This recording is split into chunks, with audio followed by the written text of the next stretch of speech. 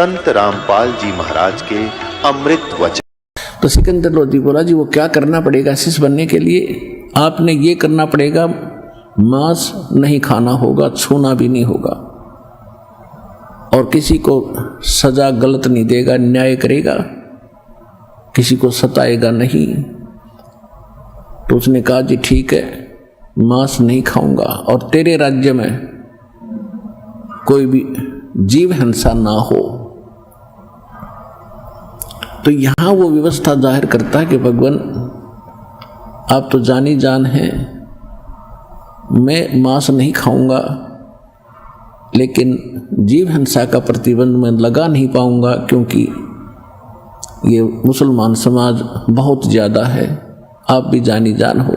तो परमात्मा ने ये कंडीशन लूज कर दी कि ठीक है, तू मांस नहीं खाएगा और कोई बुराई नहीं करेगा, बीड़ी शराब तम्बाकू हुक्का भी प्रयोग नहीं करेगा। मुसलमान हुक्का बड़ी चाव से पीते हैं, वैसे सारे पीने लगे, तो उस समय वो पीते थे, तो उसने कहा कि नहीं, वो सब मान नहीं सकते, और परमात्मा ने उनको अपना शिष्य बनाया।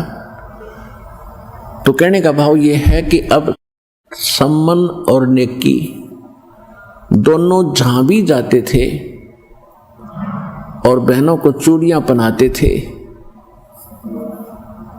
तो ये जिक्र किया करते थे, ऐसे ऐसे कथा सारी सुनाया करते थे।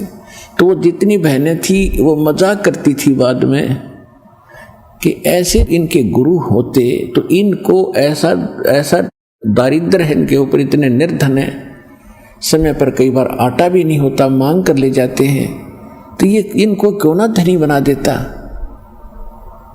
तो उनको भी एक आध ने टोक दिया था ऐसे ही कह करके कि यदि ऐसे तुम्हारे गुरु हैं तो तुम्हें धन क्यों नहीं देते। लेकिन वो दृढ़ भगत थे, संसार की बातों पर विश्वास नहीं करते थे। हम मार खाते यहाँ, जैसे एक भक्त मुझे कई कहते हैं कि जी मेरी पत्नी बीमार है, मुझे रोग था वो तो ठीक हो गया, अब मेरी पत्नी नहीं स्वस्थ हो रही है, मैं किसी को समझाता हूँ तो कहते हैं तो अपनी पत्नी को तो ठीक करा ले, फिर बात बताना। तो बच्चों यहाँ भ्रमित ना होना, आप अपनी क्रिया विश्वास के साथ करते रहना, समाज की तरफ देखकर आप भगवान से दूर ना होना, फिर मालिक साथ नहीं देगा। अगर आपके मन में यह बात आ गई कि लोग क्या कहेंगे, मेरी पत्नी को तो लाभ हुआ ही नहीं है, तो आप भी छोड़ दोगे भक्ति, और उसको तो फिर होना ही नहीं था। तो उसकी कोई चाकरी में कमी है, उसकी कोई सेवा में कोई मर्यादा में त्रुटि है, इस कर से जब आपको लाभ हो गया और पत्नी को हो नहीं रहा, क्या भगवान दो हैं? मालिक तो वही है। अब जैसे एक मेन पावर आई है लाइट की, बिजली की, और उसको दो घरों में कनेक्शन है, एक के सब पंखे चल रहे हैं, दूसरे का नहीं चल रहे, कनेक्शन उसी से है। लाइट तो सेम है, बिजली तो सेम पावर की है, उसके क्यों नहीं चल रहे? कोई डिफेक्ट है उसकी लाइट में, आगे कोई कनेक्शन में डिफेक्ट है, उसको चेक करो और फिर देखो होंगे क्यों नहीं। तो इस प्रकार वो दृढ़ थे कि इनको कहने दे, हमने तो भगवान की वाणी पर विश्वास है। कबीरा सब जग निर्धना और धनवंता ना कोई, और धनवंता सो जानिए जिस पर राम नाम धन होए। फिर दूसरी भगवान बताते थे कि राम रटत दारिद्र भलो, राम रटत निर्धन भलो, टूटी घर की छान, वो सुंदर महल किस काम के जहां भक्ति नहीं भगवान। और फिर क्या बताते हैं, राम नाम रटते रहो, राम नाम रटते रहो, जब तक घट में प्राण, और कभू तो दीन दयाल के बनक पड़ेगी कान। ये फार्मूले बताए परमात्मा ने दल डांटने के लिए इस भक्ति मार्ग पर, सच्ची भक्ति पर। इनको अपना कर, इनको अप्लाई करके तब आगे बढ़ना आप सफल होगे। तो उनको ये था कि कदे तो दीन दयाल के भनक पड़ेगी कान, क्या उससे छुपा है जब हम उसके हो चुके हैं। तो भगवान से क्या छुपा है? क्या उनको पता नहीं हमारी निर्धनता और हमारे दुखों का? लेकिन हमें जो धन मिल गया है वो किसी के पास नहीं है। उनको इतना विश्वास था, वो उन बहनों की बातों पर परमात्मा के प्रति अविश्वास नहीं आने देते थे। तो इसलिए कहा कि सत न छोड़े सूरमा और सत छोड़े पतजा और सत के बांधे लक्ष्मी फेर मिल गया। कि सत न छोड़ना, अपनी मर्यादा पर दृढ़ रहना, विश्वास रखना, देखना खेल दाता के आन देश में।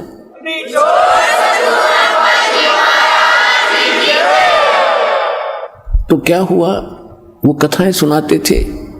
वो लड़का जो सेऊ था वो भी अपने साथी बच्चों में खेलता था, वहाँ भी भगवान की कथाएं सुनाता था कि हमारे गुरुजी ऐसे हैं, हमारे गुरुजी ऐसे हैं। राजा सिकंदर लोधी को ऐसे गड़बड़ थी वो ठीक कर दिया, रामानंद को सिकंदर लोधी ने मार दिया था वो जीवित कर दिया और बड़े शक्तिवान हैं। तो बच्चे कहते थे तुम्हारे गुरुजी तो राजाओं के पास ही जाते हैं, तुम्हारे घर आए कभी? अब वो बच्चा निरुत्तर हो जाता था और बच्चों की एक दूसरे का व्यंग सहा नहीं जाता उनसे कि तुम्हारे गुरुजी तो धनवानों के यहाँ जाते हैं, वीर सिंह बघेला राजा उनका शिष्य है, और ऐसे वो तो सेठों के पास जाते हैं, धर्मदास सेठ है उसके वहाँ जाते हैं। वो लड़का एक दिन अपने माता पिता से चर्चा कर रहा था, जब वो काम से वापस आ लिए शाम को थोड़ा सा आफ्टरनून, आंगन में बैठे यही चर्चा चल रही थी, भगवान की चर्चा चल रही थी। क्योंकि जिस घर में मालिक का प्रवेश हो गया वहाँ दूसरी बात खत्म हो जाती है। भगवान का गुण गान, उनकी चर्चा, उनका मंत्र, उस सत्संग में सुने हुए विचार घर में जाकर दोहराए जाते हैं। शेष परिवार वाले भी सुनते हैं, हमें बताओ क्या क्या क्या बताया, और उन ही आगे की और भी चर्चाएं परमात्मा की ही चला करती हैं। तो उस बच्चे ने कहा कि माता पिता, बच्चे मुझे ऐसे ऐसे कहते हैं कि आपके गुरुजी तो राजा लोगों के और सेठों के यहाँ जाते हैं, तुम गरीबों के कभी आए हैं? तो सेव कह रहा था कि अपने घर कब आएंगे गुरुदेव? तो नेकी बहुत बुद्धिमान थी, कहने लगी बेटा देखो भगवान अपने से दूर थोड़े ही हैं, उनके लाखों शिष्य, बताओ किस किस के घर जाएंगे? उन्होंने ज्ञान दिया, आशीर्वाद दे दिया, हमारे साथ हैं पल पल में, कि वो तो बात ठीक है माता जी, लेकिन बच्चे मुझे मजाक करते हैं कि तुम्हारे गुरु जो राजाओं के यहाँ जाते हैं, तुम्हारे घर आए हैं कभी? एक बार अपने गुरु जी आ जाए तो मैं उनका मुंह बंद कर दूँ। तो माता पिता कहने लगे बेटा ऐसी हीन भावना मत ला और तेरी भगवान पर अविश्वास हो जाएगा, उनकी बातों में मत जा, परमात्मा हमारे साथ है, दूर थोड़ा ही है। नहीं वो बात तो ठीक है माता जी, एक बार वो आ जाए ना गुरुजी अपने यहाँ तो फिर तो बात ही कुछ और। ऐसा कह के उसकी आंखों में आंसू आ गए कि बच्चे मुझे बहुत व्यंग करते हैं और ये संभव हो नहीं रहा क्योंकि उनके शिष्य गने हैं, गुरुजी हमारे यहाँ आ नहीं सकते। कहते हैं पहुंचूंगा क्षण एक में जन अपने के काज। ये दुखी थोड़ा होने देते अपनी आत्मा को। इतने में उधर से परमात्मा ने तैयारी की। एक कमाल नाम का शिष्य था जो परमात्मा ने जीवित किया था मुर्दे से, एक मुर्दा बहता हुआ आ रहा था। शेख तकी नाम का एक सिकंदर लोधी का धार्मिक गुरु था, मुसलमान। वो बहुत ईर्ष्या करने लग गया था परमात्मा से, जिस कारण से उसने एक कंडीशन रख दी थी कि कोई मुर्दा मेरे सामने जीवित करके कबीर साहब दिखावें तो मैं मानूं कि ये कोई अल्लाह का पैगंबर अवतार है, अन्यथा मैं नहीं मानूंगा और मुसलमान धर्म के लोगों को भड़का दूंगा और सिकंदर तेरे विरोधी कर दूंगा मैं, क्योंकि वो धार्मिक गुरु था सिकंदर लोधी का और पूरे मुसलमान समाज पर उसका होल्ड था। तो सिकंदर लोधी घना चिंतित हो गया था कि यह बात ही बिगड़ेगी। स्वस्थ तो हो गया लेकिन रात जाओगा। उस चिंता से ग्रस्त देखकर परमात्मा ने कहा था कि सिकंदर लोधी इसको कह दो मुर्दा ले आवे कोई। तो उसी समय दरिया के किनारे ये बातें हो रही थी। उसी समय एक मुर्दा जो परिवार वालों ने अंतिम संस्कार करके जल प्रवाह कर दिया था। कुछ ऐसे कबीले हैं ना गाड़ते हैं जमीन में ना जलाते हैं, वो जल प्रवाह कर देते हैं। वो मुर्दा आ रहा था 13 साल के बालक का। परमात्मा ने उस मुर्दे को जीवित करके वहाँ सबके सामने प्रमाणित कर दिया था कि Kabir is God, I am God, अल्लाह अकबर हूँ मैं। तो वो जीवित करा। फिर उस बच्चे को जब जीवित कर दिया परमात्मा ने, सब ने कहा था कमाल कर दिया, कमाल कर दिया, तो उसका नाम कमाल रख लिया और अपने साथ अपने पुत्र के रूप में रखा। वो लड़का, उसमें थोड़ा अभिमान हो गया था कि मेरे जैसी सेवा कोई कर नहीं सकता। जैसे अर्जुन में अभिमान हो गया था कि भगवान मेरे जैसा सेवक कृष्ण जी आपका कोई नहीं, तो उसका भ्रम उसने निवारण किया था ताम्रध्वज के घर जाके।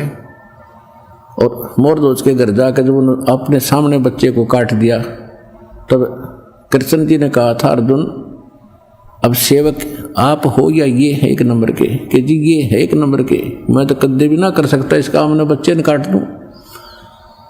तो कहने का भाव ये उसी, अब आपको दो भगवानों की, समर्थ की और इस छोटे भगवान की भिन्नता बताई जा रही है कि छोटे मोटे थोड़े बहुत गुण तो सभी में मिलते जुलते होते, लेकिन समर्थ के गुण फिर आगे चल के अलग ही होते हैं। वो तो एक तामर लड़के को जीवित किया, यहाँ हजारों प्रमाण दे देगा दास, और आज यहाँ होने लग रहे, यहाँ होने लग रहे। आज से चौथा दिन है, एक माई अपने दोते को लेकर आई थी यहाँ पर, वो आई होगी आज अवश्य, 1.5 वर्ष का बालक और उसकी लड़की साथ में, उस दोते की माँ। और वो बता रही थी जी ये लड़का आज परमात्मा कबीर जी की दया से इसको जीवन दान मिला, हमने नाम भी नहीं ले रखा था। सत्संग सुनते थे साधना टीवी पर डेली, उसका पिताजी यानी दामाद उस माई का वो भी आया हुआ था। चौथा दिन है, उस दिन लड़का बाल्टी में चढ़ गया पानी की भरी में, कैसे पटड़ी पुटड़ी पर चढ़ के उसमें मुंदे मुँह गिर गया। 2-2.5 घंटे पड़ा रहा, किसी ने संभाला नहीं। जब देखा खोज हुई तो उसमें मरा पाया, उसको बाहर निकाला, आसपास गांव के जो वैद्य थे उन मृत डिक्लेयर कर दिया। उसने परमात्मा पुकारा आपको, किसने? लड़के के पिता ने, हे भगवान धरती पाया है तो मेरा बालक जीवित कर दे। 2 सेकंड में बच्चा नो एकदम हिचकी लेकर खड़ा हो गया।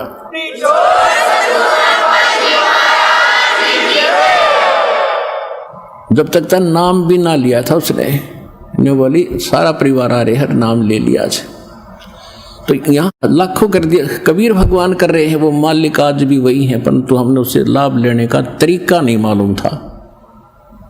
अब हमारे पास वो कंप्लीट वे है उस भगवान से लाभ प्राप्त करने का। तो इसी प्रकार परमात्मा ने उसमें भी ऐसे बहुत से उदाहरण प्रमाण करके दिखाए कि कबीर इज गॉड।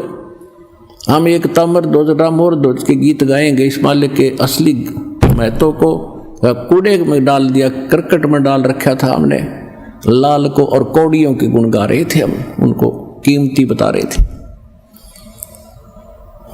अब कमाल कहने लगा कि महाराज मैं आपके साथ चलूंगा, मेरे बगैर आपकी कौन सेवा करेगा? मेरे जैसा सेवक आपको इस उम्र में कहाँ मिलेगा? आपकी सारी तासीर का मुझे मालूम है, आपको किस चीज़ की आवश्यकता है समय पर देता हूँ। अब चल बेटा तू भी चल। और एक शेख फरीद नाम के वो साथ आए थे। फरीद पहले परमात्मा के वो शिष्य बने थे, पहले वो मुसलमान धर्म से संबंधित थे, मालिक के ज्ञान से वो फिर मालिक के साथ काफ़ी समय संग करते थे। तो तीनों जने कहने लगे परमात्मा कि मैं कुछ शिष्यों के यहाँ चलना है, चलोगे? हाँ जी चलेंगे। वो तीनों जने उधर से वो सेव प्रार्थना कर रहा था, आंखों में आंसू आ गए थे,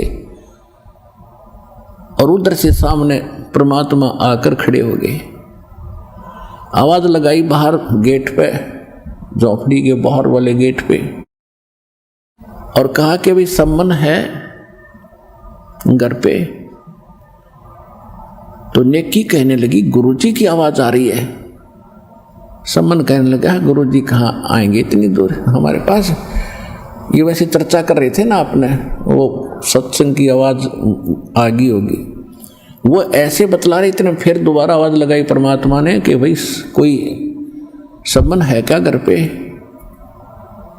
नेकी बोली देखी सुन जानते हैं। कहाँ? आवाज तो बिल्कुल सामने। फिर उधर देखा, सचमुच ये 3 मूर्ति खड़ी है, और तीनों के तीनों नंगे पैरों भागे आए। आज सामने खड़े होकर ऐसे देख रहे हैं जैसे कोई स्वप्न हो। उन्होंने तो स्वप्न में भी नहीं सोचा था कि भगवान यहां पहुंच जाएंगे। अब तीनों जने ऐसे देख रहे हैं, सतबद्ध हो गए, जैसे उनको कोई आभास ही नहीं हो हम कहाँ खड़े हैं।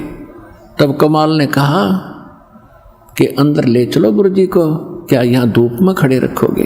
तब उनका सपना सा टूटा, प्रणाम किया, दंडवत, और जैसा भी फटा पुराना कपड़ा था घर पे वो बिछा के मालिक को आसन दिया। नेकी अंदर चलेगी, सम्मन वहां बैठ गया, परमात्मा की गुणगान चर्चा करने लगे। भगवान आज ही आपको याद कर रहा था आपका बेटा, आज ही आपने आज दर्शन दे दिए, ये तो बुरा हाल था इसका। ऐसे ऐसे सॉरी कथा बताते रहे। ऐसे आध पौन घंटे के बाद सम्मन ने कहा महाराज भोजन की सुनाओ, प्रसाद की सुनाओ, मालिक अभी लोगे या डट के लोगे? परमात्मा बोला भी तैयारी करो, पैदल चल कर आए हैं, भूख तो सभी को लगी है। अच्छा जी अभी बनाते हैं। अब वो अपनी पत्नी के पास आया, नेकी के पास, कि नेकी भोजन तैयार करो, गुरुदेव को भूख लगी है। नेकी कहने लगी कि घर में दाना नहीं, अन्न नहीं, आटा नहीं, आज बिल्कुल भी एक रोटी का भी आटा शेष नहीं है। तो सम्मन कहने लगा किसी से उधारा मांग लाओ। नेकी कहने लगी मैं उधारा मांगने गई थी, जहां मुझे आशा थी सबने मना कर दिया है, और मैंने ये कहकर मांगा कि हमारे गुरुजी आए हैं, हमें आटा दे दो उधारा, आपका तुरंत ही दे देंगे कुछ ही दिनों में। तो उन्होंने कहा कि जब तुम्हारे गुरु इतने शक्तिशाली प्रबल हैं, कथा सुनाया करते हो, तो तुमने क्या जरूरत है मांगने की, हमारे पास आटा नहीं है, जाइए। आज वो जानबूझकर बकवाद हमारे साथ कर रहे हैं और इसका बहुत बड़ा हमें दुख हो रहा है और इनको बड़ा हानि हो जाएगी। तो सम्मन ने कहा कि आप अपना ये चीर दे दो, ओढ़ना कपड़ा जो सिर पर ओढ़ती हैं बहनें अलग से, ये अपना चीर दे दो, ये कपड़ा दे दे चुंदड़ी, और इसको मैं गिरवी रखाऊंगा। तो वो कहने लगी मैं ये भी गिरवी रखने गई थी, ये बीच से फटा हुआ है, इसको कोई गिरवी भी नहीं रखता, और चीर मेरे पास है नहीं। इतने निर्धन थे लेकिन दृढ़ भगत थे। अब सम्मन कलेजा पकड़ कर बैठ गया जमीन पर, चक्कर आने को हो गया कि भगवान मुझ नीच को ऐसा दुर्भाग्यशाली जन्मा है, मैं कितना पापी रहा हूँगा, पिछले जन्म में मैंने दान नहीं किया, मैंने कोई पुण्य नहीं किया, जिस कारण से परमात्मा बताते हैं जो दान करता उसी को धन मिलता है। यदि मेरे पास आज धन होता तो मैं खूब दान करता, और आज गुरु जी भूखे जाएंगे मुझ पापी के द्वार से। हे परमात्मा यह जमीन क्यों ना फट जाती, इसमें चला जाऊं अंदर में, क्या शकल दिखाऊंगा। ऐसे वो विलाप कर रहा था। तो नेकी ने कहा कि ऐसे कुछ नहीं बनेगा, एक काम करो, तुम दोनों पिता पुत्र आज रात्रि में चोरी करके लाओ आटा, और सुबह गुरुदेव को भोजन करा देंगे। तो बोल दे ऐसे कि जी सुबह भोजन कराएंगे, समझ जाएंगे, वो जानी जान है, वो तो महापुरुष हैं कि कोई आंट अडास होगी वो समझ जाते हैं। तभी वो लड़का बोला शेऊ, कहने लगे माताजी गुरुजी तो बताते हैं जो चोरी करते हैं उनका तो सर्वनाश हो जाता है, आप चोरी करने को कह रहे हो। तब उस माँ ने बताया बेटा चोरी करना अपने लिए नहीं महापुरुषों के लिए करेंगे, कि चोरी तो चोरी ही है चाहे किसी लिए करो। लड़का इतना दृढ़ था ज्ञान में। तब माँ ने बताया बेटा चोरी मैं इसलिए करने को कह रही हूँ कि इस नगरी में हम बसे हैं, हमने यहाँ मजदूरी करके निर्वाह किया है, ये लोग बुरे नहीं हैं लेकिन कोई दुर्भाग्य इनका आगे अड़ गया। आज यदि इस परमात्मा यहाँ से भूखे चले गए बेटा नगरी नष्ट हो जाएगी। फिर एक कथा सुनाई कि ऐसे एक नगर में अभिमानी पैसे वाले लोग बहुत थे, साधु संत आते थे, वो केवल अपने ही किसी इष्ट को पूजा करते थे, उसके अतिरिक्त किसी भी संत को या किसी भिखारी को दान नहीं देते थे, और दान तो दूर है वो भोजन भी नहीं देते थे, और उनको कहते थे तुम करके खाओ ऐसे। तो उनकी उस नगरी के बाहर थोड़ी सी दूरी पर जंगल में एक सिद्ध पुरुष, उसका एकलौता शिष्य छोटा बालक 15-16 वर्ष का, वो आके रुक गए। सुबह उसने लड़के को भेजा बेटा भिक्षा ला मांग के। तो सारे नगर में वो मांग कर चला गया, किसी ने भिक्षा नहीं दी, ना रोटी दी, पैसा नहीं लाना, आटा लाना, या अपनी बनाई रोटी लाना। किसी ने नहीं दी, उनको धिक्कार दिया, दरवाजे बंद कर ले, चला जा यहाँ से, करके नहीं खाते, तुम मस्टंडे फिरते हो, दिन में भिक्षा मांगते हो, रात को चोरी करते हो, दिन में घर देख जाते हो, ऐसे बकवास करने लगे। एक कुमारी थी बाहर, उसका गांव से, नगर से बाहर उसी रास्ते पर घर था जिससे उस संत का आना जाना था। तो उस माई ने उसने देखा कि लड़का खाली गया। अब माई को दुख होता है, अपने पुत्र जैसा लगता है कि ये सारी रात का भूखा होगा और आज ये खाली जा रहा है। पता था उसको यहाँ से कुछ मिलना ही नहीं। और विशेषकर कुछ साधु संत ऐसे होते थे जो शूद्र जाति वालों से, निम्न जाति वालों का भिक्षा नहीं मांगते थे उनसे, वो उसी नगरी में भी ऐसे अलग स्थानों से मांगते थे। तो वो इसलिए नहीं बोली कि मैं नहीं दे सकती, साधु संता का काम है, मेरे से नाराज ना हो जा। तो उसने जाके बताया, महाराज जो ऐसे नालायक आदमी है, कोई देता ही नहीं और धिक्कार रहे मुझे। उनका गुरु बोला, बेटा कल फिर जाना, सुबह फिर जाना। अब सुबह फिर गया, लड़का फिर खाली आ रहा था वापस। तो उस कुमारी ने कहा कि वह विधवा थी, 5-4 बच्चे थे उसके। उसने कहा, महाराज मैं जाति से कुमारी हूँ और मैं कल से देख रही हूँ आप भूखे हो, मुझे अपने बच्चे जैसे लगते हो, आप कैसे जी रहे हो। उस माँ का क्या हाल होगा जिसने इकलौता पुत्र बाबा बना दिया। और मैं कुमारी हूँ, ये रोटी ले जा। आटा को आटा भी दे दिया, रोटी अलग से दे दी। तेरे आपके गुरुजी कहें तो खा लेना, उनको बता देना कि मैं इस जाति से हूँ। उसने बच्चे ने दोनों साधन ले लिया, आटा भी ले लिया, रोटी भी ले ली। चल, संत ने पूछा, बेटा मिला? कि नहीं, जहाँ से मुझे आपने लाने की आज्ञा दी थी उच्च घरों से, वहाँ से नहीं मिला। एक ऐसे कुम्हार जाति की माई ने ये शब्द कहे हैं। और बेटा मुझे मालूम था कि यहाँ से तुझे ये आटा देंगे नहीं, भिक्षा नहीं देंगे, बहुत अभिमानी लोग हैं। तो संत ने कहा कि वापस जा और उस माई ने कह दे कि इस नगर को छोड़ दिया शाम तक और किसी को बताएगी नहीं। आज रात को ये 12 बजे के बाद ये नगर नहीं रहेगा। ये इतने अभिमानी और संतों का अनादर करने वाले लोग हैं। और उसको कह दिए कि जहाँ तू अब जितना शीघ्र हो यहाँ से निकल और सामने जहाँ तू पहुँच जा वहीं रुक जाना, तू वहीं बस जाएगी, तेरे नाम से नगर होगा, गांव होगा, पूरा तेरा पूरा वहाँ पर वास हो जाएगा। अब उसने वापस आकर बताया कि माई पे गुरुदेव ने ऐसे ऐसे कहा है और मेरे गुरुजी बड़े सिद्ध पुरुष हैं, जो कह दिया फाइनल है। अपने सारे सामान ने लाद के गधों पर और निकल जा और बताना नहीं किसी को, आज रात के 12 बजे ये नगर नहीं रहेगा। तो वो समझ गई कि जो कह दिया संत ने फाइनल है और जहाँ तू रात तने हो जा वहीं रुक जाइए, वहीं बस जाएगी। तो ऐसे ही यहाँ एक कुमारिया गांव है, उसी के नाम से बसा हुआ है। और ये अग्रोहा नाम से एक अग्रवालों का, लालाजियों का एक वो नगर था, वो सारा ऐसी एक सिद्ध के ने नष्ट कर दिया था।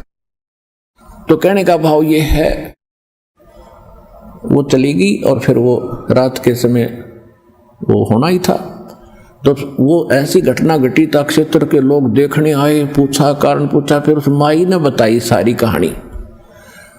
तो सब नगर वालों की इतनी आस्था बन गई, वहाँ उसके नाम से मकान बना दिया, उसके लिए किले एकड़ दे दी, सैकड़ों, तू रहे यहाँ बस ठाट से, और बेबे हमारी बहन है तू यहाँ बस ठाट से, एक पूरा गांव बस गया उसके नाम से। अब कहने का भाव ये है कि जिस नेकी ये बता रही थी कि बेटा यदि आज ये परमात्मा यहाँ से भूखे चले गए, यो नगर का नाश हो जाएगा। बेटा हम तो जानकार हैं, ये तो अनजान हैं, इन्होंने तो आग में हाथ दे दिया और बेटा हमने बचाना पड़ेगा इनको, इसलिए तुम चोरी करके लाओ। एक तरफ तो ये इतने जीव मरेंगे, एक तरफ बेटा हमने आपत्ति आओगी वो आ लेगी। तो समन खड़ा हो गया, शिव भी कहने लगा, माता जी आपने तो आँख खोल दी, हम नहीं मरने देंगे, नगर को चोरी करके लाएंगे। पिता और पुत्र दोनों रात के 12 बजे चले, चोरी भी क्या, आटे की। और आटा किसके लिए? गुरुदेव के लिए, भक्तों के, अतिथियों के लिए। एक लाला जी के घर में जाकर सेंध लगा ली, सुराख बना लिया अंदर प्रवेश करने का। तो सम्मन कहने लगा बेटा तू बाहर रह, मैं जाता हूँ अंदर। मुझे तो अगर मैं पकड़ा गया तो इस लाला जी की पहुंच बहुत है, राजा तक पहुंच है बेटा, ये फांसी भी तुड़वा देगा, बहुत भयंकर दंड करवा देगा, और बेटा तू बच जाएगा, तू बाहर रह।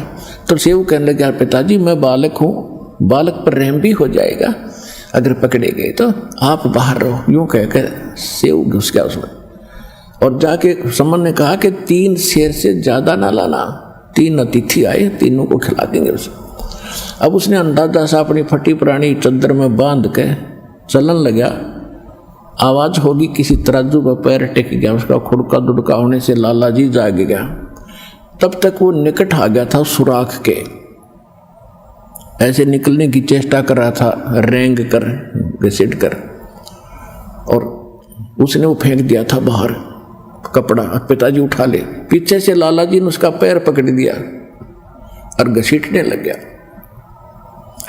तो सेव ने कहा पिताजी मैं पकड़ दिया लाला जी ने, सेठ ने, और आप ये आटा लेकर चले जाओ, जल्दी निकल। तो जब लाला जी ने देखा कि चोर चोर, और वहां थाम के बांध दिया पिलर के रस्से तक, और कहने लगे तुम भगत को आओ से भगत हैं, पकड़े की तारीख वास्तविकता आ गई ना सामने, किसे भगत थे तो वो कहने लगे लाला जी हम बुरे नहीं हैं, हमारे घर एक महात्मा आए हुए हैं, हमारे गुरुजी आए हैं, 3 जने हैं, 2 भक्त हैं, और यहाँ आटा किसी ने दिया नहीं हमारे को, हम आपका वापस डाल कर जाते एक दिन, चाहे किसी बहाने आते और फिर बताते आपको कि वो चोरी हमने की थी।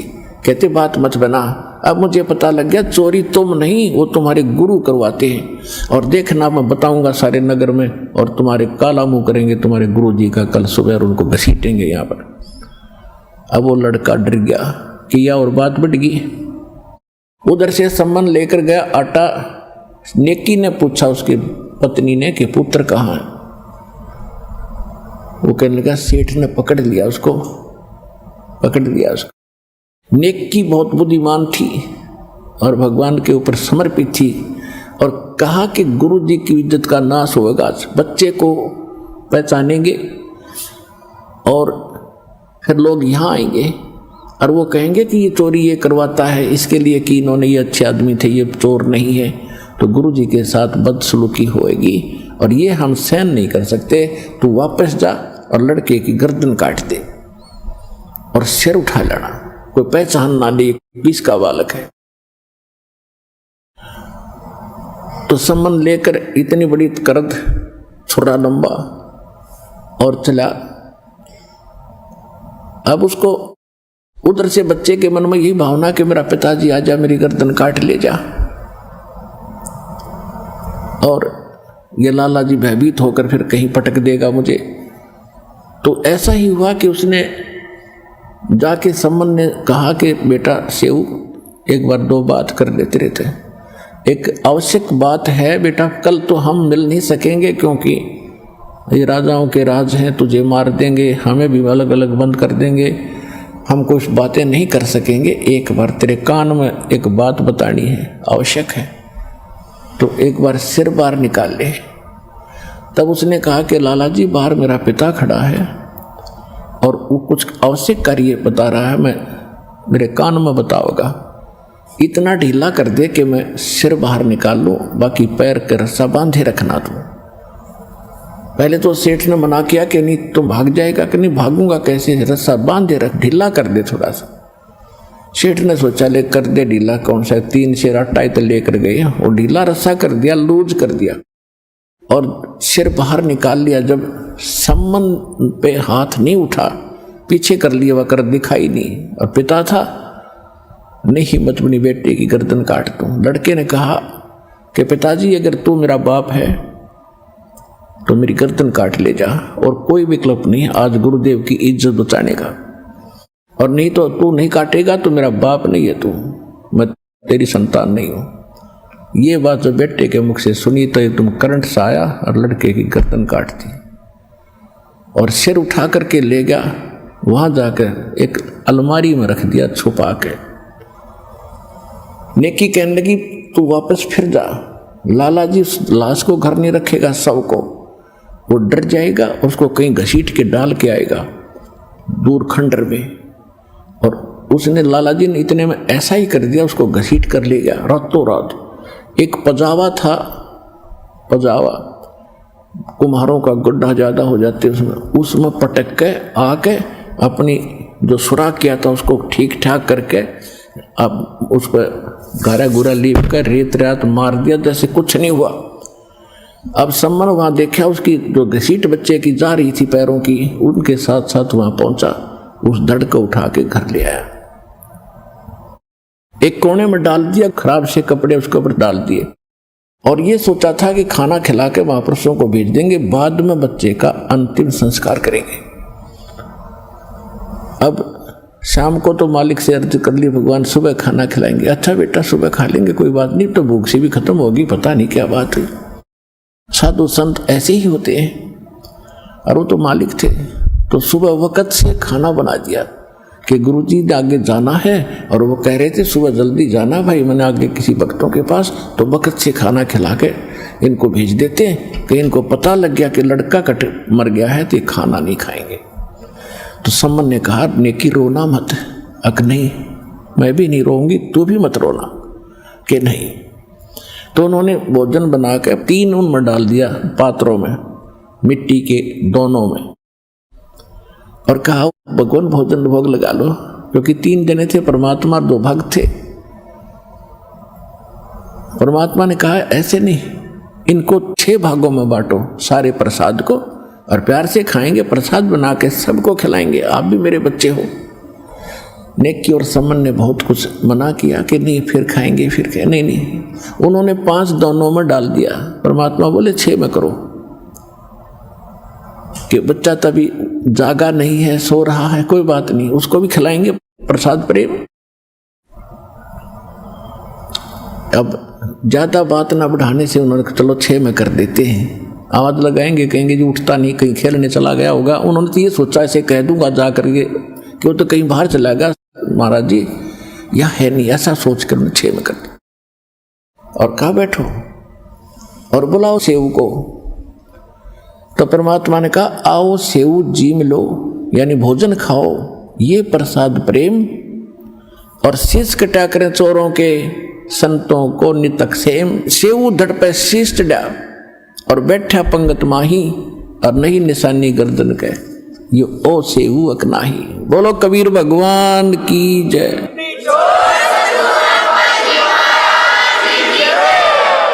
एकदम सेऊ के धड़ पे वो अपने आप ताक से उठ कर सिर लग गया और उठकर भागा आया कि आ गया गुरुदेव, आ गया गुरुदेव, और बैठ गया उस पंगत में, यानी उन 6 की लाइन पूरी होगी पंक्ति। और परमात्मा कहा आओ सेऊ जीम लो, ये प्रसाद प्रेम, और सिर कटा करें चोरों के बेटा, संतों के नितक सेम। और सेऊ धड़ पे सिर चढ़ा और बैठा पंगत माँ, और नहीं निशानी गर्दन के, यू ओ सेऊ उगना, निशान भी नहीं था उस बच्चे के। माता पिता उठकर देख कर आए कि क्या हो गया, वहां पर सिर्फ रक्त पड़ा था थोड़ा सा शरीर, और सब तो सामने वो बच्चा उनका जीवित था। बोलो कबीर भगवान की जय।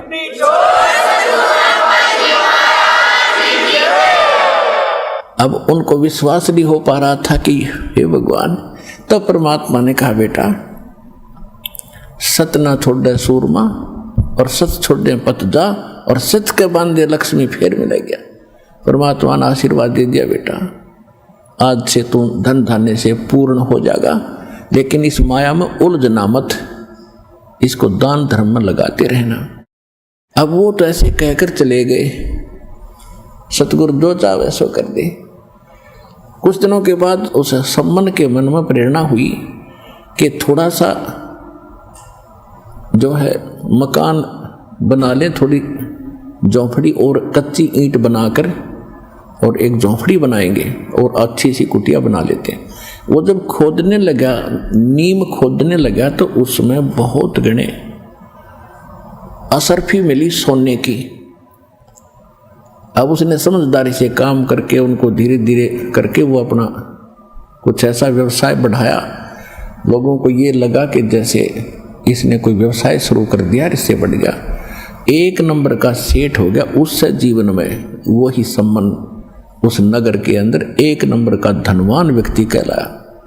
सतगुरु जो चावे सो कर ही, 14 कोट दूत जमदार ही, ऊत भूत जम त्रास निवारे, और चित्रगुप्त के कागज फाड़े।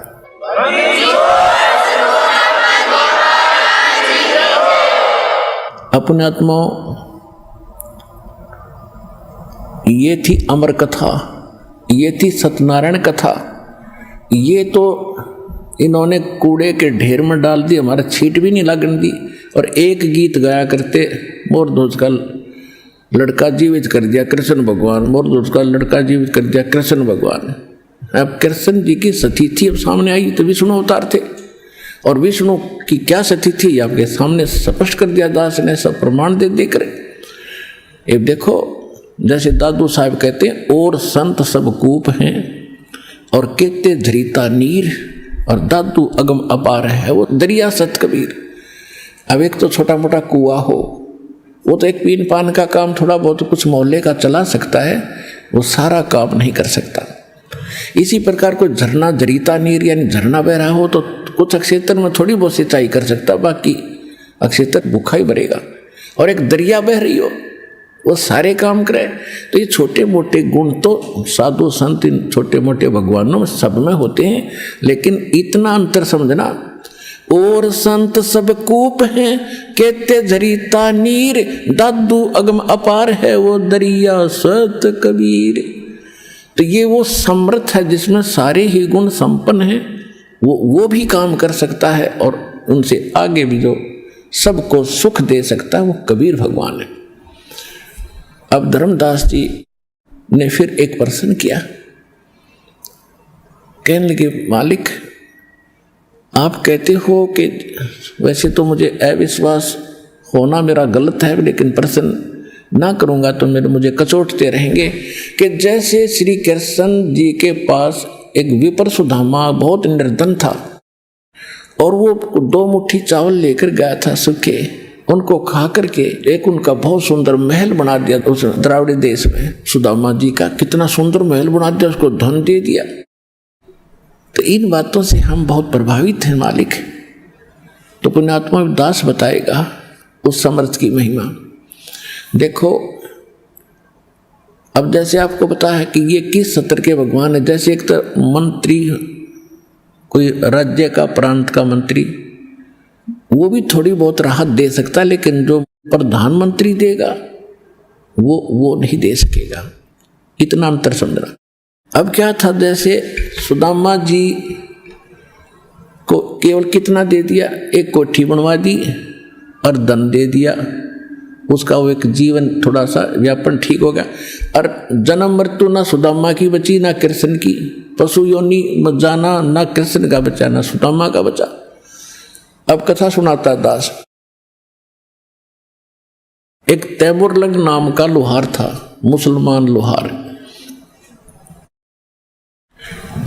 और परमात्मा कहते हैं जो जन मेरी शरण है ताका हूं मैं दास, और गेल गेल फिरता रहूं जब तक धरती आकाश। अब परमात्मा पिछले संस्कारी हंस होते हैं उनके। अब तैमुरलंग की माँ बड़ी भाग्यवान थी, मुसलमान जाति में थे, इतनी दयालु थी कि आए अतिथि को भूखा नहीं जाने देती थी। कई बार ऐसी सतिथि होती थी, जैसे कोई रास्ता चलता राहगीर भी होता था, यात्री को भी प्रार्थना करके भोजन खा के जाना जी, वो भोजन खिलाती थी। तो बच्चे में वो संस्कार साथ साथ पल रहे थे। अब उन्होंने क्या किया, कई बार ऐसे होता था कि अपने खाने का उनके पास भोजन नहीं बचता था, माता बेटा दोनों भूखा सो जाते थे और अतिथि को पूरा संतुष्ट कर देते यात्री को। वो क्या करता था, इतना निर्धन था तैमुरलंग कि अन्य साहूकार लोगों की, धनी लोगों की भेड़ बकरियां चराया करता था, उससे उनको कनक मिलती थी मेहनताना। उसके साथ साथ एक पार्ट टाइम और टाइम करता था, पार्ट जॉब, एक लोहार के एहरन पे चोट लगाने की मजदूरी करता था शाम के समय। इतना निर्धन था, तब माँ बेटा दोनों का गुजारा मुश्किल से हो रहा था। उधर से वो रोटी लेकर गया था, घर से बांध कर ले जाता था, खाना खा चुका था, तब परमात्मा वहां पहुंचे और एक फकीर साधु के रूप में। तो तैमुरलंग एक धार्मिक माँ से जन्मा था। उसने कहा महाराज भोजन खाओगे, भूख लगी होगी। कहाँ बेटा भूख लगी है? कि महाराज मैं तो अभी भोजन खा लिया, आप पहले आ जाते तो आपको भोजन मैं यहीं दे देता। अभी मैं गांव से लाता हूँ अपनी माँ के यहाँ से, घर से थोड़ी दूरी पर, घनी दूर नहीं है। और महाराज एक ध्यान करना, कोई बकरी भेड़ बकरी चली ना जा कहीं, मैं गरीब व्यक्ति हूँ और हमसे इनका कर्जा पूरा नहीं होगा अगर गुम होगी तो। परमात्मा बोले बेटा निश्चिंत रह, तू जा। उसने अपनी माँ से बताया कि माँ ऐसे ऐसे एक साधु आया है और भूखा है। माँ ने जब 2 रोटी बनाई तो बोली बेटा मैं साथ चलूँगी और मैं दर्शन भी करके आऊँगी और बर्तन ले आऊँगी, तो कहीं फिर आएगा तो बकरी भेड़ बकरी गुम ना हो जाए, तो चौकस रहना, छोड़ क्यों आया बेटा? तो उन्होंने कहा माताजी मैं महाराज जी से कह के आया हूँ, वो संभालेगा। कि अच्छा चल। तो फटाफट 2 रोटी बनाई, जैसा घर में आटा था सारा का उतना ही बचा था और लेकर चले गए। महाराज जी ने एक रोटी खाई। जब वो रोटी खाने लगा उसी समय माई कहने लगी महाराज हम बहुत निर्धन हैं, हमारे घर पर तो कई बार आटा भी नहीं रहता है, दया करो, कुछ आशीर्वाद दो, हम कुछ 2 रोटी हमें ठीक मिल जाए। ऐसे उसने रोटी परमात्मा ने एक खाई, तब तक उसने 2-3 बार यह बात दोहरा दी। रोटी खाकर पी का पानी का लोटा जल। परमात्मा खड़े हुए और वहाँ एक बेल रखी थी, भेड़ बकरी बांधने की, पशु बांधने की बेल होती है पतली पतली सी, इन बकरियों की तौर पतली होती है। उसको ऐसे मोड़ा, 4 बार उसको इकट्ठा करके छोटी सी बन गई और उसको उस बच्चे के कमर पर 7 बार मारी। 1 2 3 4 7 मारी। अम्माई ने सोचा कि ये बाबा जी कोई मेंटल है, इसको गुस्सा आ गया और मैंने इसको बार बार टोक दिया जिस करके मेरे बच्चे को ये पीट रहा है। तो माई ने कहा महाराज बच्चे ने कोई गलती कर दी। ऐसे जब 7 बार तो उसने ऐसे मारी, वह बेल बना रखी छोटा टुकड़ा, और फिर मारे लात और फिर मारे मुक्के। तो माई ने सोचा बाबा जी का क्योंकि शरण सी उठ गई, इसका क्या गलती होगी हमसे। तो पूछने लगी महाराज बच्चे ने कोई गलती कर दी? कि नहीं माता माई, जो पहले मैंने 7 संगल मारी है ना ये बेल, ये 7 पीढ़ी का राज दे दिया तेरे बेटे ताई, और आगे जो लात मुक्के मारे ना फिर ये छोटे छोटे टुकड़ों में तुम्हारा राज्य बैठ जाएगा। 7 पीढ़ी का राज दे दिया तेरे। यूं कहकर वो अंतर्ध्यान हो गए भगवान। माई तब तक सोच रही थी बाबा जी कति मेंटल है, रोटी खाने का बहुत नहीं, 7 पीढ़ी के राज का आशीर्वाद दे रहा है। तो जब वो अंतर्ध्यान हो गए महाराज, तब उनका दिल हो गया कि ये तो कोई फरिश्ता ही था, ये तो कोई फरिश्ता था, ये तो महान आत्मा थे, कोई पाक आत्मा थी। पर उस समय यह बात नहीं जचाई थी कि बेटा राजा हो जाएगा। अब क्या हुआ, कुछ दिनों के बाद वो जिस अहरण पर चोट लगाने जाता था, स्वप्न में मालिक कबीर भगवान ने उसको स्वप्न दिखाया कि बेटा जो अहरण वहाँ डला हुआ है उसके नीचे बहुत खजाना है, माया पैसा असरफी सोना बहुत ज़्यादा है, उस अहरण को तू परचेज कर ले। अब वो सपने में कह रहा महाराज परचेज कैसे करूँगा, हमारे पास तो एक पैसा नहीं है कि ये मेरा काम है, तो उससे प्रार्थना करना फिर आगे मैं जानूँ।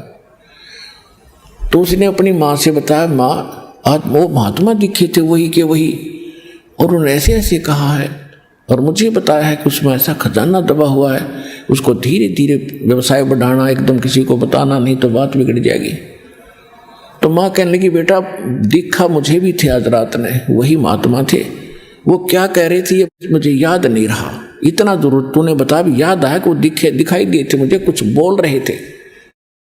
तो उसने बताया माता जी ऐसे ऐसे कहा कि बेटा है तो असंभव, फिर भी प्रार्थना करके देख ले, जब बोला है। तो उसी दिन शाम ने उसने उस ऐर पर उधर से परमात्मा कहते हैं जब करे करावा साईं मन में लहर उठा और दादू सिद्धर जीव के आप बगल हो जा, उधर से ऐरन वाले के मन में यह प्रेरणा कर दी कि ये स्थान मेरे लिए थोड़ा है और बाहर मेरा अपना प्लाट है, इसको कोई मोल ले ले, चाहे उधार ले ले साल भर के लिए, मैं उधार भी दे दूंगा और मैं वहाँ अपना आयरन लगा लूँगा, वो अच्छा ठीक व्यवस्था कर लूँगा। तो उस दिन वो तैयार करा मालिक ने उधर से आयरन वाला, उधर से उस गरीब ने प्रार्थना की कि भाई मैं भी तेरा लोहार भाई हूँ और मेरी इच्छा है कि मैं थोड़ा बहुत काम अपना स्वयं कर लूँ, ये आयरन मुझे दे दो। कि पैसे कब देगा? कि पैसे तब है नहीं, उधार लूँगा फिर दे दूँगा पाई पाई कमा करके। पक्की बात है कि पक्की, लिखवा लूँगा कि लिखवा ले। उन्हें लिखवा दिया, अगले दिन खाली कर दिया, नौका नो छोड़ दिया सारा और वहाँ चले गया। उधर से माँ बेटा ने दोनों दीवार बनाई मिट्टी की, उसके ऊपर एक झोपड़ी डाली, फिर लगे खोदने। वो तो जो मालिक ने भर रखा था खजाना सारा पाया। तो उसने क्या किया, धीरे धीरे पहले बकरियां खरीदी, बकरी भेड़ खरीदी, फिर उनको बेचा, फिर खरीदी, फिर बेचा से दिखाया 1-2 महीने। फिर उसने घोड़ों का व्यापार शुरू किया। तो लोगों ने सोचा भाई तैमूर लंग तो सेठ हो गया और इस व्यवसाय ने इसका हाथ पकड़ लिया, किस्मत जागेगी इसकी, जहाँ हाथ लगाता है इसको तो वारे नारे हो जाते। और वो धन हाथ लग रहा था, मालिक का दिया उसको। उससे पहले जब वो पाली जाता था, गवाला था भेड़ बकरियों का, उस समय एक राजा था उस नगरी का आसपास का। तो वो इतना नालायक था कि गांव की कोई युवा लड़की सुंदर होती, उसी को अपने सैनिकों द्वारा उठवा ले जाता था और अपनी हवस का शिकार करता था। एक उसी के मोहल्ले की लड़की पशुओं के लिए चारा लेकर आ रही थी। उधर से उस राजा के 4 सैनिक उस लड़की को जबरदस्ती उठाने की कोशिश कर रहे थे, घोड़े पर डालने की। उसने और कुछ नहीं दिखा, तैमूरलंग दिखाई दिया उस लड़की ने, आवाज लगाई, रे तैमूरलंग मेरी इज्जत बचाना भाई, मेरी इज्जत बचाना तैमूरलंग। तैमूरलंग ने देखा क्या हो गया, बहन की आवाज़ कहाँ से आ रही है। पाली के पास तो लठ हो है, लठ ठागब आ गया, जाते मट्टा मटून से पाइया गए, मारन लग गया। वो एक था, वो गिनती में कई थे, उसको अच्छी तरह ऐसा मार के डाल दिया, अपनी तरफ से उनको मर्द समझ कर छोड़ा, लड़की को उठा ले गए। जब वो होश में आया तो उसके मन में उसके बाद एक के बात रट लग रही थी कि यदि मैं राजा बन गया, इस राजा को मजा चखाऊंगा, इसने बहनों की इज्जत लूटी है, इसको टुकड़े टुकड़े करके मारूंगा। तो अब उसके हुआ फिर श्रेड उठेगी, अगर राजा बनो, सेना तैयार करो, धन बतेरा हो गया। अब मालिक का आशीर्वाद था कि राजा बनेगा ही बनेगा, वो तो अंकुर मालिक का डाला हुआ, वो तो फलेगा ही फलेगा। तो उसने आसपास के नगर वालों लड़कों को यही कथा सुनाई कि ये राजा बड़ा निकम्मा है, बहन बेटियों की इज्जत लूटता है, तो मेरे सैनिक बनो। आइए अब हम उन श्रद्धालुओं के अनुभव जानते हैं जो जगत गुरु तत्वदर्शी संत रामपाल जी महाराज जी से दीक्षा प्राप्त कर चुके हैं तथा उनके द्वारा बताए गए भक्ति मार्ग पर चल रहे हैं। नमस्कार सर। नमस्कार सर। सर क्या नाम है आपका? मेरा नाम कपिल है। सर कहाँ के रहने वाले हैं आप? मैं इंदौर एमपी से हूँ। सर संत रामपाल जी महाराज से नाम दीक्षा आपने कब ली? मैंने अगस्त 2014 में संत रामपाल जी महाराज से नाम दीक्षा ली थी। सर संत रामपाल जी महाराज से नाम दीक्षा लेने से पहले क्या आप कोई भक्ति साधना भी करते थे? मैं सर जो भी जगत में लोकवेद के अनुसार से भक्ति साधना करता था। मैंने जो है आसाराम बापू जी से और राधा स्वामी जी के सत्संग सुने थे और उन्हीं को मैं वहीं तक मैं सीमित था। तो फिर संत रामपाल जी महाराज की शरण में आप कैसे आए? सर मेरी नानी जी है जिन्होंने कि नाम दीक्षा ली थी, साधना और भक्ति, और फिर मैंने गुरु जी का ज्ञान, संत रामपाल जी महाराज का ज्ञान समझा और उसी के बाद में जो है संत रामपाल जी महाराज से जुड़ा। सर संत रामपाल जी महाराज से नाम दीक्षा लेने के बाद क्या आपको कोई लाभ भी प्राप्त हुए? जी सर, लाभ बहुत सारे हैं। मैं मेन बताना चाहूँगा। सबसे बड़ा लाभ सर मेरा साथ अभी 2 महीने पहले हुआ है। सर मैं जब रात को सो रहा था तो सोने के सर आधी रात से मुझे ऐसा लगा कि कोई मुझे खींच रहा है। तो मेरी आँख खुली तो मुझे ऐसा लगा कि काल के दूत मुझे पकड़ के और ले जाने की कोशिश कर रहे हैं। तो सर मैंने जो है फिर संत रामपाल जी महाराज के द्वारा दिया हुआ सतनाम का जाप किया और सतनाम के जाप से भी सर वो इतने भयानक तरीके से मुझे पकड़ के ले जाने की कोशिश कर रहे थे, लेकिन वो ले जा ही नहीं पा रहे थे मुझे। सतनाम का जाप फिर मैंने और जोरों से करना चालू किया और फिर मैंने संत रामपाल जी महाराज का एक जयकारा लगाकर फिर जोर से, मतलब उस नाम को मैंने जाप करता रहा, मैं उसको बंद ही नहीं किया मैंने। तो फिर वो अपने आप ही मेरी बाह छोड़ के और गायब हो गया अचानक से। और उसके बाद में सर ये एक बहुत बड़ा मेरे साथ लाभ हुआ कि उस दिन मेरी मृत्यु थी लेकिन मैं बच गया।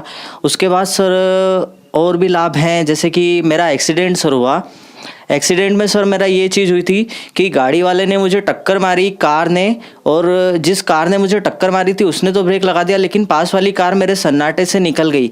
और सर जिस साइड से कार निकली मैं उस साइड गिरने की जगह दूसरी साइड गिरा। अगर सर मैं कार वाली साइड गिरता तो मैं मर जाता, लेकिन संत रामपाल जी महाराज जी की कृपा से ही मैं वहाँ पर बच पाया। और सर उसके पहले सर मम्मी जो थी हमारी, उनको ब्लड प्रेशर की प्रॉब्लम थी। सर वो ब्लड प्रेशर की प्रॉब्लम पता नहीं कितने सालों से थी। मम्मी बताती कि मेरी जन्म के पहले से ही वो प्रॉब्लम थी, जिसका कि हम लोग, मैं खुद देखता आया था कि मम्मी बेहोश हो जाती थी, कभी कभी चलते चलते गिर जाती थी। वो प्रॉब्लम इतनी ज़्यादा थी कि हम खुद परेशान थे। संत रामपाल जी महाराज से जुड़ने के बाद में मम्मी जी ने जो नामदान लिया तो उनकी ये परेशानी बिल्कुल, ब्लड प्रेशर की प्रॉब्लम ठीक हो गई। और सर मम्मी जी ने 2011 में नामदान लिया था। और उसके बाद में एक पेट की प्रॉब्लम हुई थी मम्मी को। मम्मी ने सभी डॉक्टरों से उसका इलाज करवाया, गवर्नमेंट में भी प्राइवेट में भी, लेकिन सभी लोगों का कहना था कि ये ऑपरेशन अगर होगा तो इसकी कोई गारंटी नहीं है ये सक्सेसफुल होगा या नहीं। और 99% डॉक्टर यही कहते थे कि ये सक्सेसफुल नहीं हो पाएगा, आप मत करवाइए, आपको ब्लड की कमी है और ब्लड प्रेशर भी है, ये भी है, पुरानी रिपोर्ट बता के। लेकिन जब मम्मी बोलती थी कि अब मुझे कोई भी प्रॉब्लम नहीं है और ये भी ठीक हो जाएगी गुरुजी की दया, संत रामपाल जी महाराज की दया से। लेकिन मम्मी जी ने संत रामपाल जी महाराज से प्रार्थना लगाई दंडवत प्रणाम करके, और आज मेरी मम्मी बिल्कुल स्वस्थ है। इसके अलावा सर मेरी सिस्टर है, उनको जो है भूत प्रेत की बाधा थी और बाहरी प्रॉब्लम बहुत सारी थी, जो कि उनके परिवार के लिए भी बहुत घातक सिद्ध हो रही थी। उनका जो शादी हुई थी, शादी के बाद से भी वहाँ भी लड़ाई झगड़ा चलते ही आ रहा था। लेकिन संत रामपाल जी महाराज के नाम दीक्षा लेने के बाद में उन्होंने, मेरी सिस्टर ने भी नाम दीक्षा ली, और आज उनकी जो बाहरी बाधा थी भूत प्रेत की, वो पूरी तरीके से सफल, किसी प्रकार का कोई हमने टोना टोटका नहीं कहा, और वो बिल्कुल आज स्वस्थ हैं। सर ये भूत प्रेत की बाधा जो थी, ये उन मेरी सिस्टर से सीमित होते होते मेरा जो छोटा भांजा है, जो कि अभी 5 साल का है और संत रामपाल जी महाराज से उसने नाम दीक्षा ली थी, उसको भी हम लोगों ने नाम दीक्षा दिलवाई, गुरु जी संत रामपाल जी महाराज का आशीर्वाद दिलवाया। तब वो 2 साल का था, 1.5-2 साल का था। सर ये चीज़ हो गई थी कि जब हम सतलोक आश्रम बरवाला में आश्रम के अंदर घुसे उस सिस्टर को नाम दीक्षा दिलवाने के लिए, तब सर वो बच्चा रो रहा था बहुत बुरी तरीके से, इतना रो रहा था कि जैसे वो नहीं, उसके अंदर कोई बैठा हुआ कोई रो रहा है बहुत, और वो आश्रम से बाहर आने की कोशिश कर रहा था। वो ऐसा हो गया था कि वो जो हमारा गेट होता है सतलोक आश्रम का, उस गेट के अंदर से बाहर की तरफ ही मुँह करके वो और बहुत ज़ोर से चिंगाड़ मार मार के रोने लगा। जब उसकी मम्मी ने नाम दीक्षा ली, नाम दीक्षा लेने के बाद में जब वो गुरुजी से आशीर्वाद दिलवाया उसको, तो सर उसके बाद में, आशीर्वाद के बाद में उसकी बच्चे की रोना चुप हुआ। इसके बाद सर हमारी आर्थिक स्थिति ठीक नहीं थी, जिसके कारण हम मेरी छोटी वाली सिस्टर की शादी नहीं कर पा रहे थे, क्योंकि एक दहेज बहुत बड़ी कुरीति है जिसके कारण हम खुद ग्रसित थे। मेरी सिस्टर जो है छोटी वाली, उनके साथ ये प्रॉब्लम हो रही थी कि कहीं भी अगर उनके रिश्ते की बात करते थे तो या तो लड़के वाले कुछ चीज़ की मांग कर देते थे, या फिर ये बोलते थे कि शादी जो है वो गार्डन में करेंगे, स्टेज सजा के करेंगे, ये करेंगे वो करेंगे। तो सर हम उस चीज़ से बहुत परेशान थे। लेकिन सर जब हम संत रामपाल जी महाराज से जुड़े, उसके बाद में हमें पता चला कि संत रामपाल जी महाराज के द्वारा यहाँ पर एक रमणी करवाई जाती है, विवाह संबंध जो संत रामपाल जी महाराज के आदेशानुसार होती है। तो उसके लिए सर हमने गुरुजी से, संत रामपाल जी महाराज से प्रार्थना लगाई आश्रम में, और संत रामपाल जी महाराज जी ने कहा कि हो जाएगी बेटा, आशीर्वाद देते हुए कहा था कि हो जाएगी, भक्ति करो। और सर वही चीज़ हुई। उसके सर 8 महीने बाद ही 2015 में, अप्रैल 2015 में मेरी सिस्टर की बिना दहेज और बिना किसी गार्डन वार्डन के, एक संत रामपाल जी महाराज के अनुयायी ही हैं, उन्हीं से जो है रमणी हुई है, विवाह हुआ है। उसमें ना तो किसी प्रकार का कोई दहेज दिया गया, ना ही किसी प्रकार का कोई कुरीति तरीके का हमने कुछ भी नहीं किया। और आज संत रामपाल जी महाराज जी के आशीर्वाद से ही वो अपना जीवन यापन कर रहे हैं, बिल्कुल सफल और आराम से, किसी कोई परेशानी वाली चीज़ नहीं है। इसके अलावा सर मेरे साथ जो एक चीज़ और हुई थी, 2014 में ही जब मैंने संत रामपाल जी महाराज से नाम दीक्षा नहीं ली थी, उसके पहले मैंने एक कॉलेज में एडमिशन लिया था। कॉलेज में एडमिशन लेने के बाद में सर पता नहीं मुझे क्या हुआ, मेरे पढ़ाई लिखाई में बिल्कुल मन नहीं लगने लगा और मैं गया ही नहीं वापस उस कॉलेज में। और सर इस चीज़ के लिए मुझे मतलब ऐसा हो गया था, मैं मन से अपने आत्मा से पूरी तरीके से ऐसा हो गया था कि मैं किसी प्रकार से आत्महत्या कर लूँ। मैं अपने घर पे परिवार पे मुझे ऐसा लगता था कि मैं बोझ बन चुका हूँ। फिर सर मैंने ये चीज़ करी कि मैं कहीं जाता भी था तो मुझे यही लगता था कि क्या मैं बस के आगे कूदूंगा तो आराम से मर जाऊंगा, ट्रेन के आगे कूदूंगा तो आराम से मर जाऊंगा, या कुछ जहर वगैरह खा लूँ तो आराम से मर जाऊंगा। लेकिन सर मैंने सर संत रामपाल जी महाराज से जब से मैंने जुड़ा हुआ हूँ, वो किसी प्रकार की कोई मेरे साथ ऐसा प्रॉब्लम नहीं हो रही, ना मुझे ये चीज़ होती कि मैं आत्महत्या कर लूँ। मुझे ऐसा कोई किसी प्रकार का कुछ भी परेशानी जो कि होनी चाहिए कि आत्महत्या करने का जो विचार मैंने आ रहा था, वो संत रामपाल जी महाराज से नाम दीक्षा लेने के बाद में दोबारा कभी आया ही नहीं। सर मैंने फिर नए दूसरे कॉलेज में एडमिशन लिया और अभी मेरा ग्रेजुएशन कंप्लीट हो चुका और मैं अभी असिस्टेंट इलेक्ट्रीशियन की ट्रेनिंग भी ले रहा हूँ साथ में। आज मैं संत रामपाल जी महाराज जी की कृपा से सुखी, संपन्न और इतना जीवन यापन कर रहा हूँ इस प्रकार का समृद्ध वाला कि मुझे किसी प्रकार का ऐसा लगता ही नहीं कि कुछ आवश्यकता है।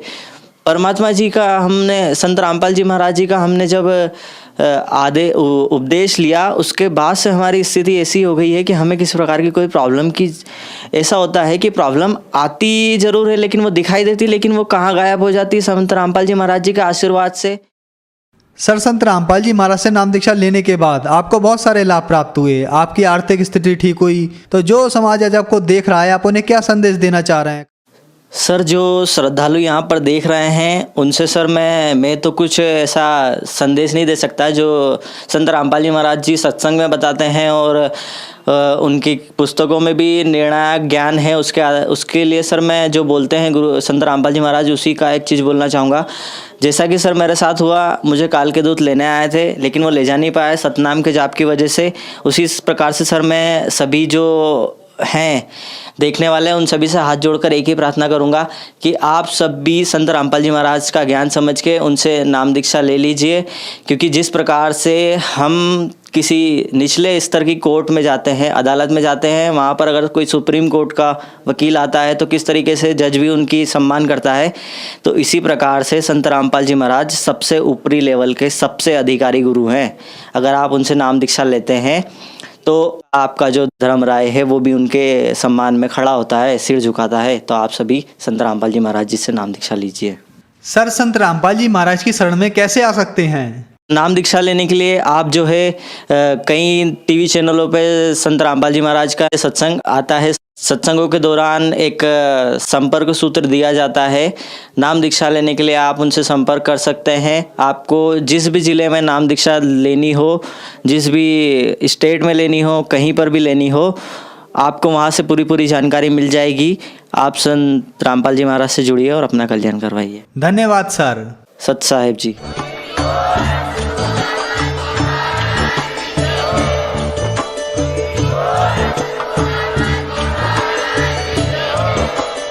आप सुन रहे थे जगत गुरु तत्वदर्शी संत रामपाल जी महाराज जी के मंगल प्रवचन। अधिक जानकारी के लिए विजिट कीजिए हमारी वेबसाइट www.jagatgururampalji.org। संत रामपाल जी महाराज जी के शुभ आशीर्वाद से पूरे विश्व भर में 500 से भी ज्यादा नाम दीक्षा केंद्र हैं, जिन पर संत रामपाल जी महाराज जी द्वारा ऑनलाइन निशुल्क नाम दीक्षा दी जा रही है। अपने नजदीकी नाम दीक्षा केंद्र का पता करने के लिए संपर्क करें 8222880541।